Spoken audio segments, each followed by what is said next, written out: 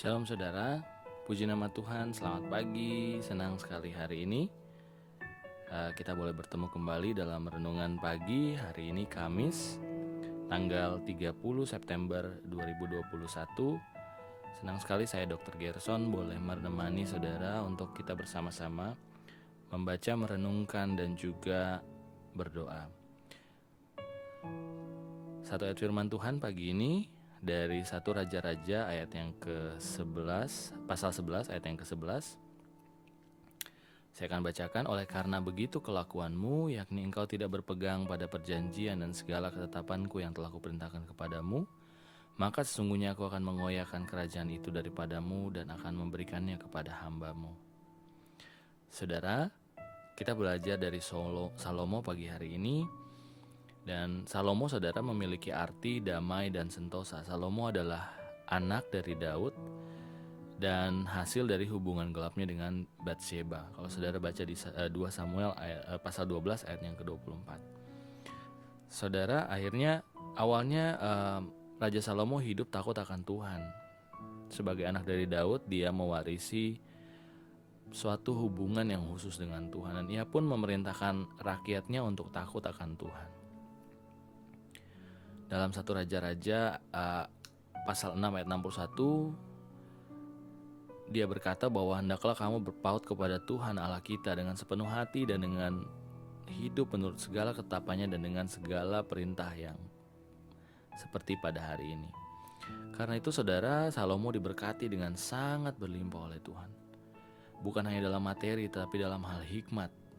Sehingga dia dikatakan melebihi semua raja di bumi dalam hal kekayaan dan hikmat. Seluruh bumi menyaksikan hikmat yang telah ditaruh Allah dalam hatinya. Kerajaan Israel pun benar-benar mencapai puncak kejayaan dan kemuliaannya, sehingga semua orang dapat hidup damai dan sentosa dengan arti nama rajanya, sesuai dengan nama Salomo.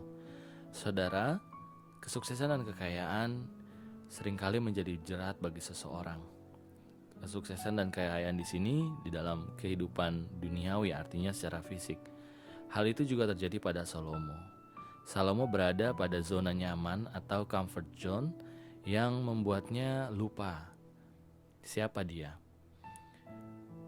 Padahal firman Tuhan sudah memperingatkannya di 1 Raja-Raja pasal 11 ayat yang kedua, janganlah kamu bergaul dengan mereka, dan mereka pun janganlah bergaul dengan kamu, sebab sungguhnya mereka akan mencondongkan hatimu kepada allah-allah mereka. Namun Salomo melanggarnya karena begitu banyaknya istri yang dimilikinya. Salomo mulai tertarik kepada dewa-dewa mereka. Saudara, demi menyenangkan hati istrinya, maka Salomo rela memberikan bukit-bukit pengorbanan bagi penyembahan berhala. Dan perbuatan ini menimbulkan kecemburuan yang dalam di hati Tuhan.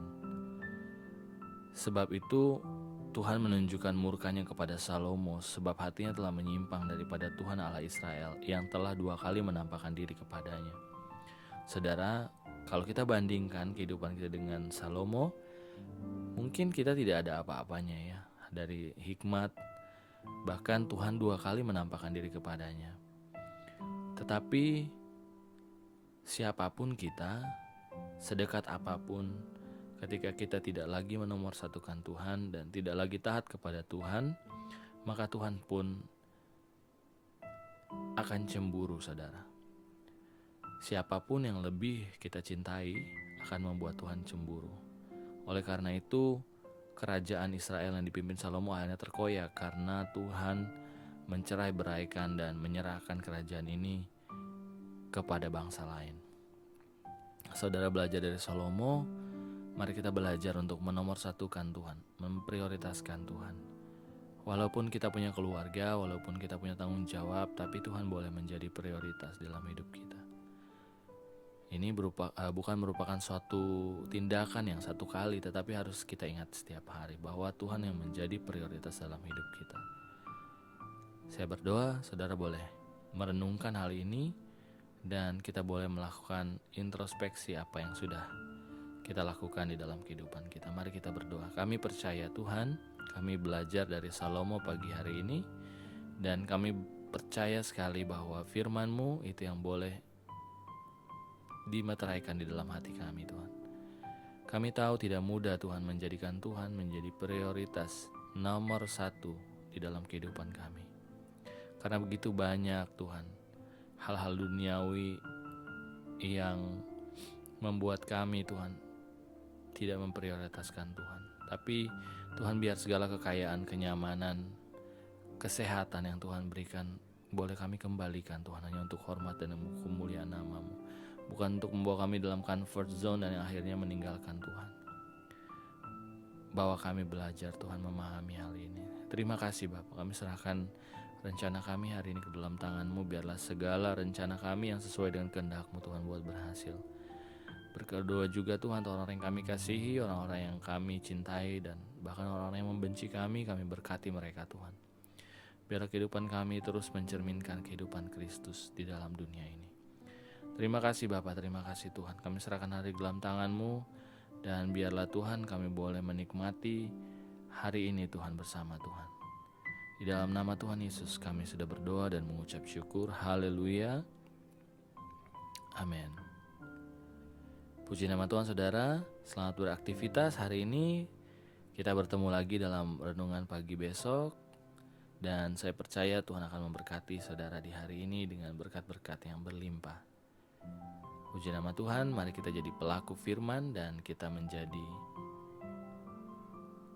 orang-orang yang mengutamakan Tuhan. Tuhan memberkati saudara. Haleluya. Amin.